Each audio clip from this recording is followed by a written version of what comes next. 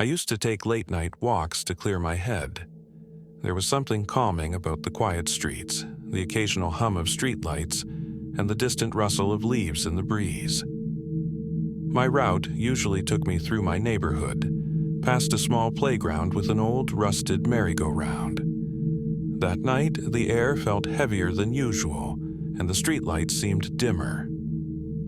As I approached the playground, I noticed the merry-go-round was slowly spinning. It creaked with each turn, its rusted metal groaning against the stillness of the night. No one was around. I stopped, staring at it. The wind, I told myself. But there was no wind. The trees were still, and the air was unnervingly quiet. I started to walk again, faster this time, my footsteps crunching against the gravel path. "Come play with us." The voice was faint, barely above a whisper, but it was enough to make my stomach drop.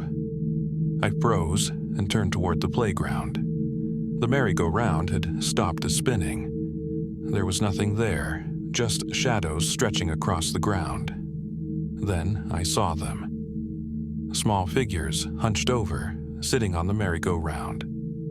Their faces were pale, their eyes dark and hollow.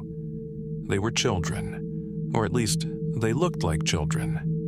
They stared at me, unblinking. "Come play with us," one of them said again, its voice a hollow echo. I stepped back, shaking my head. My instincts screamed at me to run, but my legs felt like they were sinking into the ground. The figures tilted their heads in unison, watching me. One of them reached out, its hand impossibly long, bony fingers stretching toward me. The merry-go-round began to spin again, faster and faster, but the figures remained perfectly still, as if the motion didn't affect them. A low hum filled the air, growing louder with each turn.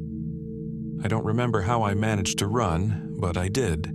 My legs felt like lead, and the world around me blurred. I didn't stop until I was back at my front door, gasping for breath. The next day, I went back to the playground in broad daylight. The merry-go-round was still, but as I got closer, I noticed something carved into the metal. "We'll be waiting."